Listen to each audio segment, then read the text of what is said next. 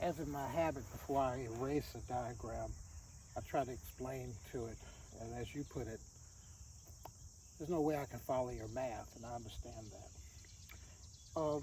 This right here is an explanation of how the mathematics of the American Electoral College actually works, and how free and fair elections are manipulated by inducing mathematical error into the equation. Okay? So here we are, 100% of the vote right here. If everybody in America voted and you went by the polls, according to America, everybody in America voting by the polls, you could see that one or the other of these candidates that you hear about have to win the vote. But the mathematics in Electoral College, not the one where they talk about the South has a greater concentration of votes and all the other stuff, and it goes down to 11 states. It never would ever come down to 11 states if everybody, even in the electoral college system that exists right now, simply voted. And this is why. Because 40% of Americans that are registered to vote don't vote. They're disenfranchised, or they would never vote for this person or this person. They don't get off of their shift at McDonald's, or quite frankly, they've not spoken to in regards to their needs, their desires, their loves. They simply don't think it's mattered and have been disenfranchised by the whole system. It's like this airplane going for a second. Anyhow, 30% is really the 50-50 tie that you hear in polling, because the only people that are polled are voters, those people who are predicted to vote.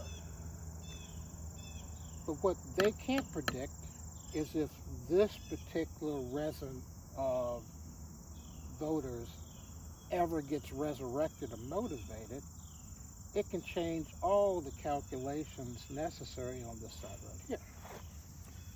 Okay, now, so when you're hearing polling, they say plus or minus error of 1, 2, 4 points or whatever, they're talking about the vacillation of energies back and forth between this. And they know how to manipulate these guys here, okay? They know that every year they can talk about abortion, they throw a little weed on the ballot. These guys right here can talk about immigration. They never talk about the middle class, they talk about the high class. These guys never talk about the high class, they talk about the middle class. But what nobody ever speaks to is the poor. And that's the premise of Reverend Barber's Poor People's Campaign. Now, the Poor People's Campaign will tell you, Poor People's Campaign will tell you it doesn't matter who you vote for, just simply go vote. And once you educate yourself in regards to their platforms or whatever, and my position with a platform, if it's not in writing, it's no good. Or if what's in the platform can be accomplished immediately by those who happen to have the leverage of government, and they promise you, it's no good. That's really here now where desire comes in. Desire is the thing that makes all the difference. Absolutely all the difference. Because if you desire to care for somebody, you desire to accomplish something, if you are innovative because someone is suffering, empathy starts to clarify what is important from the noise.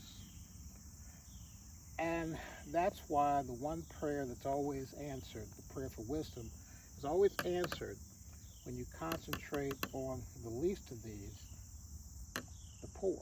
It's a Matthew 25 thing, according to Cornel West. And my son, he likes Jill Stein. My mother likes Harris. I got a friend over here who likes Trump. It doesn't matter whether they vote for this side or this side. This premise of a binary choice is a false premise. It's not a truthful premise. Therefore, what is being said, and remember, it takes 270 to win. If this guy on this side don't get 270, this guy on this side don't get 270, nobody wins the election, and then it gets thrown to the Congress.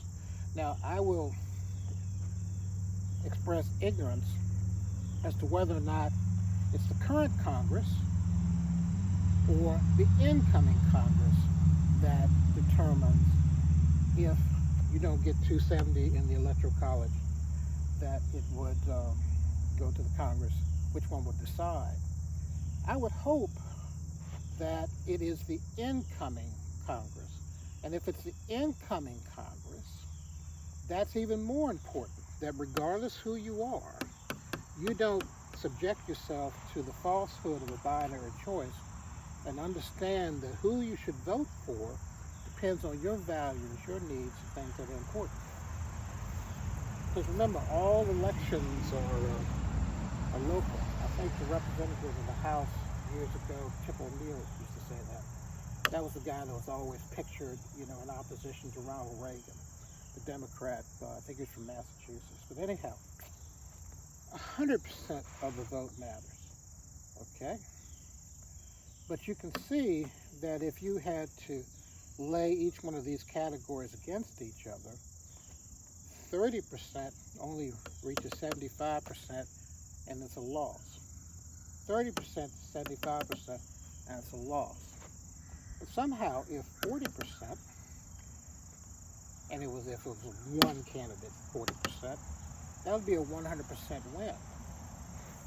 But see, the beauty of this thing is that once you dispel this myth of mathematical, statistical stuff over here, false prophecy based on past results, because they can't see in the future, okay?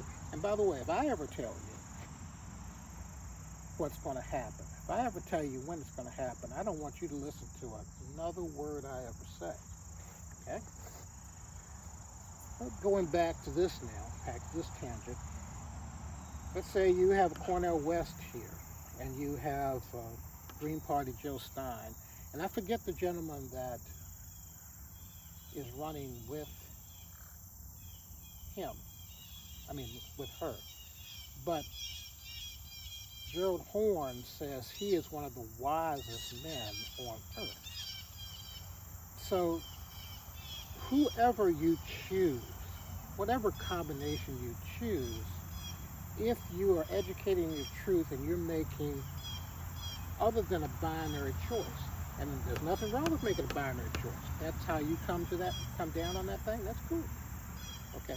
But the key here is, if this is done, you vote for your choice.